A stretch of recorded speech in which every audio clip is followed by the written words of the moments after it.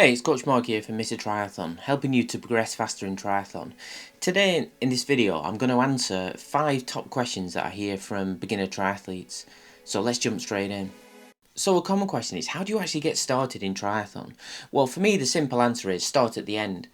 What I mean by that is pick a race, decide what you want to do, and then everything from that race to where you are now is all focused on that race.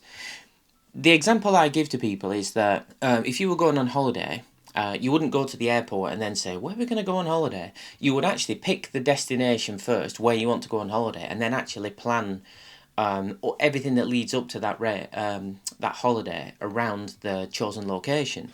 So it's the same in triathlon. Pick the triathlon first, and then everything you do leads up to executing that race. Also start with what you have as well. So a lot of times people worry they don't have a really nice bike, or they don't have a trisuit and wetsuit and things like that. So just when you get started, start with what you've got. It's really easy to just go to the swimming pool with a pair of trunks and goggles and just get swimming. Or if you're going to run, just shorts and a t-shirt, pair of running shoes or trainers, and just go out there and run. If you don't have a bike at the beginning, you can actually borrow a bike off somebody that might be able to lend you one, or buy a cheapish bike there just to get you started and get cycling. If you really get the bug and you get into triathlon, then you can always buy a better bike and better running shoes and equipment. But the main thing is, when you get started, is to complete that first triathlon, feel really good, build a lot of confidence, and really get addicted to the sport. Another common question is, when you get to the open water leg of the triathlon, do you have to swim front crawl? And the answer is absolutely no, you do not. The only stroke you're not allowed to use is backstroke. The reason being is, if you get into trouble in the open water and you need help from the canoeists or the safety people, then you have to flip onto your back and put your arm in the air, and that's a signal that you're in distress and you need help. So if you were doing backstroke, it'd probably look like you're in trouble, and so for that reason, that's the only stroke you're not allowed to do. I mean, if you're crazy enough and you want to swim butterfly, you can do that. I've never actually seen anyone swim butterfly because it's quite a hard stroke, but if you wanted to, then absolutely you could do that. So another question is it okay to walk in a triathlon? And absolutely it is, definitely.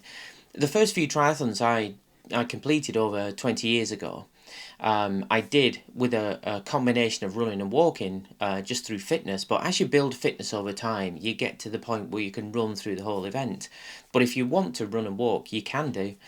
Sometimes if it's quite a long event, or depending on your level of fitness and how your training's been going, you may want to implement a run walk strategy. So you may run for a few minutes, walk for a minute, run for a few minutes, walk for a minute, and that's a really effective way to get through a triathlon. So if you want to walk, by all means go ahead and do it, and sometimes it's a really good strategy to implement. Another question is, should I be feeling tired during my training? And absolutely no, big no to this one. You should never really feel overly tired while you're training.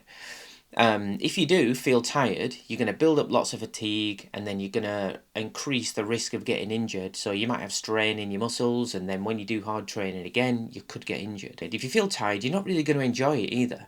That doesn't mean to say some of the sessions aren't going to be easy. Some of the sessions will challenge you. That's how you progress.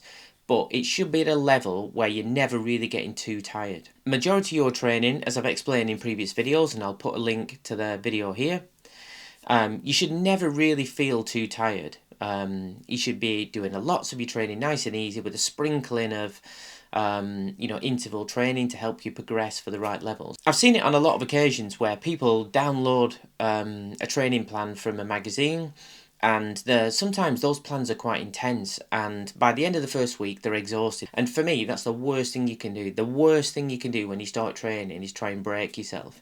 You should be increasing your fitness over time, consistently training, which helps you progress, but you should never really feel overly tired. If you do, you're doing it wrong. And another common question I hear is, should I wear undies under my trisuit?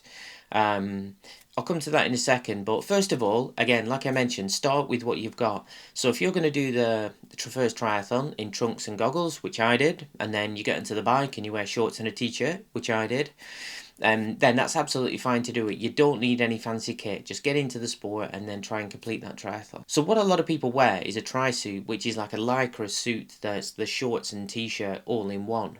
And you wear it throughout the event. So you swim in it and then go onto the bike in it and then you run in it as well. And it just it's quicker because you don't have to keep getting changed. I mean, they're designed that you don't wear anything underneath. They're quite tight. They fit quite tight to the body so that you don't experience a lot of chafing. And there's a nice pad underneath for your protect your valuable bits, and that again, that stops you from getting too much chafing and protects them a little bit. But if you wear undies underneath that, then it's not designed for that, and you can experience a lot of chafing. So, you know, ideally, no, you don't wear any undies underneath that. I hope you've enjoyed me answering the questions. If you do have a question, then do put it down in the comments, and I'm going to be doing some more videos like this on a weekly basis. So if you have any questions, pop them in the comments, and hopefully I can answer one of your questions in future videos. And if you click subscribe down below, then you'll get notified when the future videos come out. Good luck with your training, and I'll see you in the next video.